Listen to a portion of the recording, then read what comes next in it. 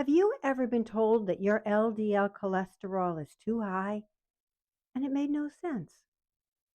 Mine shot way up after I cut sugar, dropped 30 pounds, and reversed the worst of my early Alzheimer's symptoms. Huh? Could it be that maybe that bad cholesterol isn't the bad guy after all? I'd like to share what I've learned about LDL, inflammation, statins, and why I'm not afraid of my cholesterol.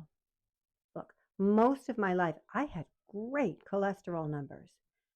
And also, I wasn't healthy. Not really. I wasn't sick, but I was sedentary. I was drinking. I was living on pretzels and pasta. And then my mind began failing me. But hey, my cholesterol, fantastic.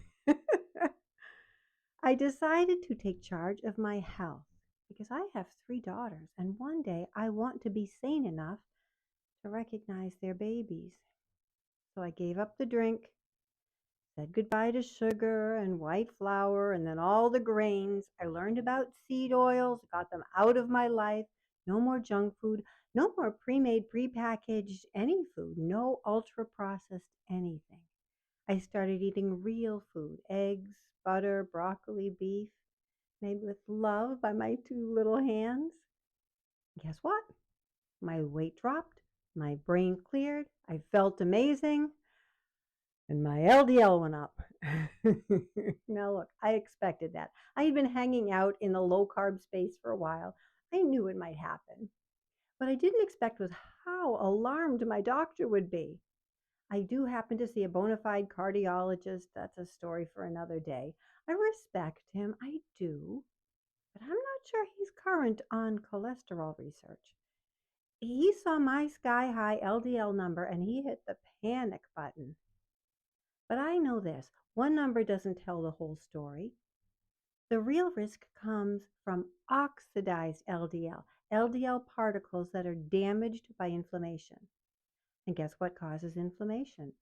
Not butter, not beef, but seed oils, refined sugar, ultra processed food, all the stuff all the stuff I've stopped eating. So instead of fixating on my total LDL, I pay attention to my triglyceride to HDL ratio. It is an indication of the size and health of my LDL particles. Now, I know there is a particle size test, but it is not routine. I'm told it can be pricey.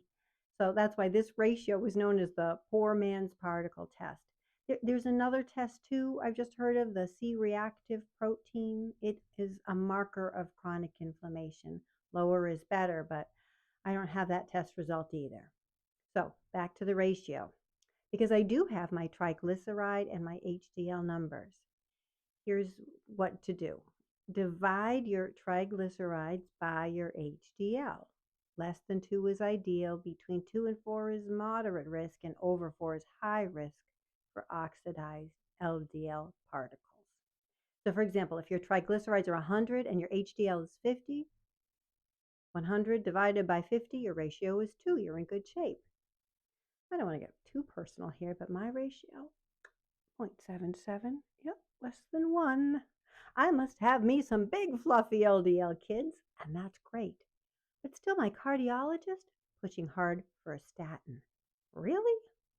Let's look at the actual risk factors for heart disease according to the CDC. High blood pressure, smoking, diabetes, obesity, inactivity, poor diet, alcohol use, family history, high LDL. You know how many of these I have besides that LDL number? 0. No family history, low blood pressure, healthy weight. Okay, maybe I could do it a little more exercise. I'm working on that. But based on everything else, I'm saying no statin for me, thank you. I'll roll the dice. Why not just take the statin, you ask? I mean, isn't that what all the cool senior citizens are doing? Oh, well, you're right. Statins are being prescribed like candy. Now, and the recommended LDL target, it keeps getting lower. Look at Barbara O'Neill. She'll tell you more about that. And yet heart disease is still the leading cause of death in the United States. Something isn't adding up. So in my view, statins do not seem to be a miracle drug. And like all drugs, statins have side effects. One of the most debated, recognized but not proven, cognitive problems, increased confusion, memory loss. The FDA has acknowledged reports, says they're rare and reversible. Okay, still, I cannot ignore all the people who say their brain fog lifted when they stopped taking a statin. Whoever stops taking statins, by the way, right? It's a prescription for life. And I'm on a mission to heal my brain. So why would I casually agree to take something that could increase the confusion I'm working so hard to clear? Now, let's also take one step back and ask, what is cholesterol anyway? You know, your body makes cholesterol. It is so essential to life that your body produces about 75% of it on its own. You need it in every cell membrane.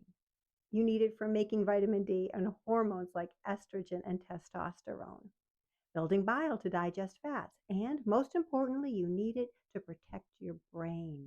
The brain contains about 20% of your total cholesterol. It is a key component of myelin, which is that protective sheath around your neurons.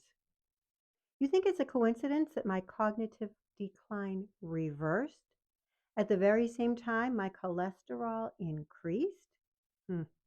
The truth is, I am not afraid of my cholesterol. I'm proud of it. To my way of thinking, my body is cranking out extra to repair the damage I've done through a lifetime of poor choices. And I think it's working. But what do I know? Please do not follow my lead. I've merely learned enough maybe to be a danger to myself.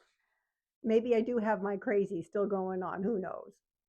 I do know this. I am not a doctor. I am not qualified to offer anyone medical advice. I am just one woman who reversed the worst of her cognitive decline and feels better than she has in years. One woman oversharing her story. Do your own research. Don't just listen to me. Go do some research and then talk to your doctor. Take a solid list of questions with you so you can make a decision that's right for you. If this gave you something to think about, I've got a video on seed oils. Leave the link here for you. It talks a little more about oxidized LDL. And while you're at it, grab the link from my free guide to 7 Days to a Clearer Mind. It's somewhere in the description. Hey, I'm Eileen. As I've said 3 times, I think I've reversed the worst of my early Alzheimer's symptoms through a low-carb diet and healthy habits. Thank you for spending time with me today. Thank you for liking, commenting on, and sharing this video. Are you subscribed? Until next time, stay strong, wise, kind, and good. Choose good food for good health.